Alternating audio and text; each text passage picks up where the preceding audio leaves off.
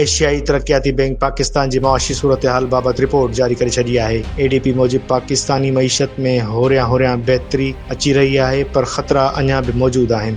Report मूजिबि हलंदड़ माली साल में ओसर वारी शरह 3.5% रहण जो इम्कान आहे, जॾहिं त ईंदड़ माली साल में इहा वधी 4.5% ताईं वञी सघे थी। रिपोर्ट में ॼाणायो वियो आहे त विच ओभर जी छिकताण सबबि महांगाई ऐं मईशत ते दबाव वधण जो ख़दशो आहे। माली साल 2026 में महांगाई 6.4% ऐं 2027 में 6.5% ताईं थी सघे थी। रिपोर्ट मूजिबि तेल ऐं गैस जे अघनि में वाधि वॾी ख़तरे तौरु साम्हूं आई आहे। ॿाहिरीं झटकनि खे मुंहुं ॾियण लाइ सुधारा जारी रखणु ज़रूरी आहे, जॾहिं त ख़ानगी सीड़पकारी मईशत खे सहारो ॾेई सघे थी। एडीपी मूजिबि अॾावती शोबे ऐं सनत में बहितरी जी उमेद आहे ऐं स्टेट बैंक तरफ़ां मुहतात मॉनिटरिंग पॉलिसी में नरमी जो इम्कान आहे।